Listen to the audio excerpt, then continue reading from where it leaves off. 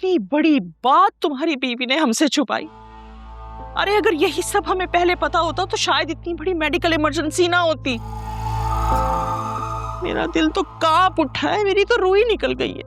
Mummy उसे लगा कि हम सबको बाबा की बीमारी का पहले से इल्म है, और मुझे ये लगा कि आलिया एक पढ़ी लिखी समझदार लड़की है। मुझे उससे इस बेवकूफी की उम्मीद नहीं थी। भाई अगर मुझसे बात करने में कोई यार था तो तुमसे तो कर लेती। आखिर किस बात का इंतजार कर रही थी? तुम्हारे बाबा के इस दुनिया से चले जाने का? अल्लाह ना करे, क्या कह रही हैं? इंशाल्लाह वो बिल्कुल ठीक हो जाएंगे और जल्दी घर वापस आए। मेरा दिल तो अभी तक तेज तेज धड़क रहा है। काश आलिया हमें पहले बता देती तो ये नौबत ना आती। वैसे बेटा प्लीज मुझसे वादा करो, तुम अपने बाबा को कुछ नहीं होने दोगे। ठीक ठाक उनको चलते कदमों वापस घर लेकर आओगे। मम्मी मैं आपसे वादा करता हूँ, मैं बाबा को कुछ नहीं होने दूंगा। आप प्लीज रोना तो बंद करें ना। अरे तुम्हारे बाबा की बीमारी से ज्यादा तो मुझे बेखबरी पे रोना आ रहा है। काश हमें पता चल जाता, काश बता देती आलिया हमें, काश। मैं आलिया से बात करूँ। अब उसे बात करने की कोई जरूरत नहीं है। वैसे भी अब फायदा क्या है? और फिर हयात कौन सा उसके कोई सगे वालिद है कि उसे उनके दुख का एहसास हो। खामखा हमारे लिए बदगुमानी आएगी उसके दिल में। मम्मी ये क्या बात कर दी आपने? आलिया अब इस घर का हिस्सा है। इस घर के दुख दर्द अब उसके भी दुख दर्द हैं। बस भाई देख लो, जो भी करो तो समझ के करना।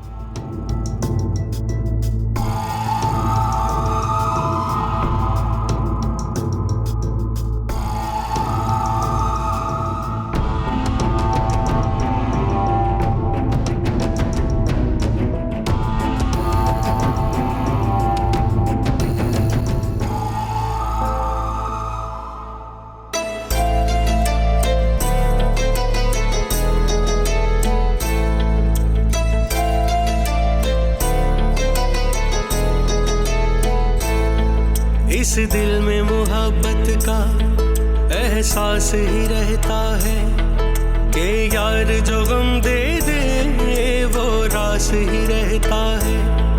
ये मिलना बिछड़ना तो बस खेल है किस्मत का, कोई दूर भी जाके दिल के पास ही रहता है।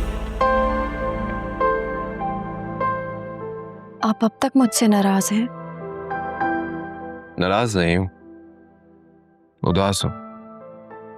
एटलीस्ट तुम्हें मुझसे इस बात का जिक्र जरूर करना चाहिए था। मुझे क्या पता था कि अंकल ने इतनी बड़ी बात सबसे छुपाई है। बाबा ऐसे ही है आलिया, 102 बुखार में भी घूमते फिरते रहते हैं। घर में किसी को इस बात का पता भी नहीं चलने देते कि सब उनकी वजह से डिस्टर्ब हो जाएंगे। फिजा खुद गई थी डॉक्टर के पास, उसने वो सारी रिपोर्ट्स खुद देखी थी और कंफर्म न्यूज़ दी थी मुझे। हाँ मुझसे ये गलती ज़रूर हुई है कि मैंने आपसे इस बारे में डिस्कस नहीं किया। पता नहीं मैं कैसे भूल गई। भूल गई? अगर ये सेम सिचुएशन तुम्हारे साथ, तुम्हारे घर में, तुम्हारे बाबा के साथ हुई होती तो तब भी भूल जाती।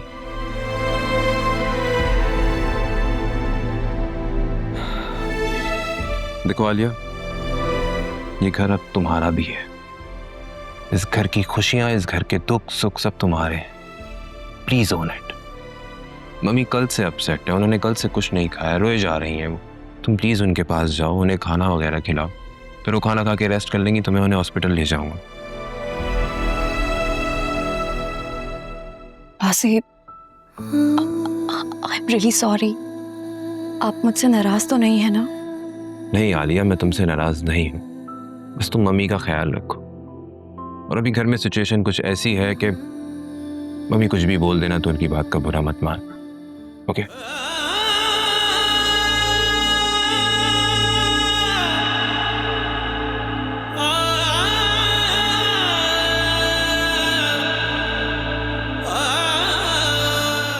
और हाँ आलिया, किचन भी देख लेना प्लीज।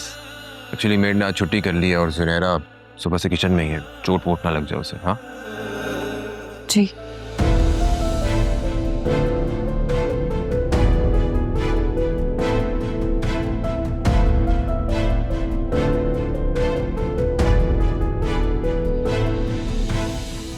तो उनको बहाना मिल गया। हालिया अब तुम्हारी खैर नहीं है।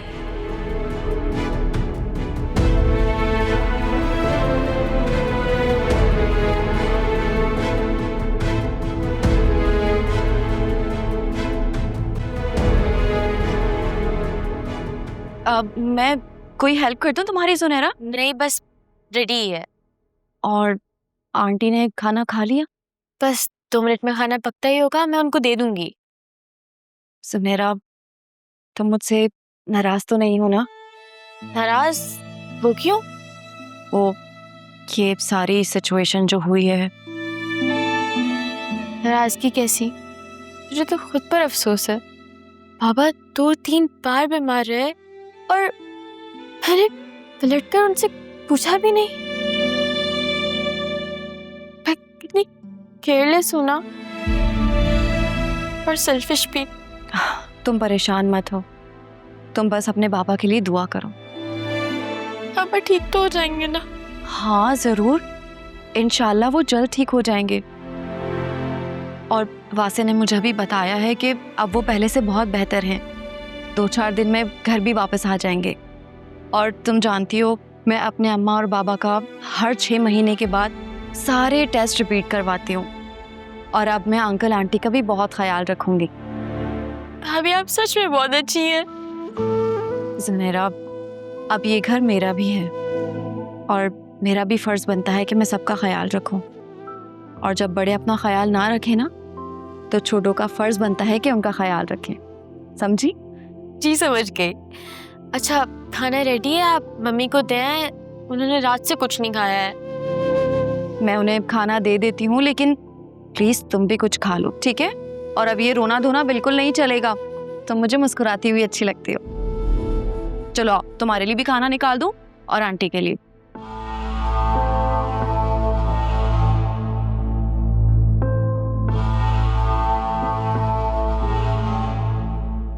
अच्छा सुनो, मैं तुम्हें थोड़ी देर में फोन करती हूँ।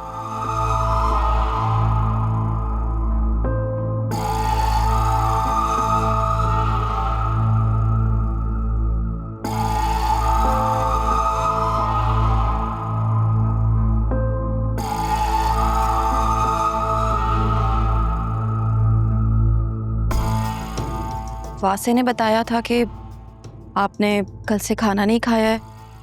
मैं आपके लिए खाना लेकर आई हूँ, प्लीज खाना खा लीजिए। खाने में जहर तो नहीं डाल दिया?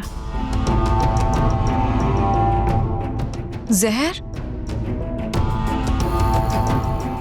और मैं ऐसा क्यों करूंगी? तो तुम ही बताओ। ससुर को मारने की कोशिश तो तुमने कर ली, अब यकीनन मेरी बारी होगी। शौहर की तबीयत का ख्याल रखना बीवी की जिम्मेदारी होती है।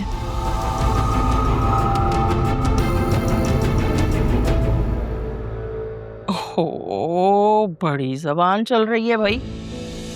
शादी को चंद दिन नहीं हुए तुम्हारे और तुम मुझे मेरी जिम्मेदारियां गिनवाने लगी हो। मैंने सिर्फ आपकी बात का जवाब दिया है आपको। तो अब तुम मुझे बताओगी कि मैं एक अच्छी बीवी नहीं हूं? मैंने ऐसा कुछ नहीं कहा। आप प्लीज खाना खा लीजिए, उसके बाद हॉस्पिटल भी जाना है। सुना है वासे का जिस लड़की के साथ अफेयर था उसकी डाइवोर्स हो गई है। जरा नजर रखना।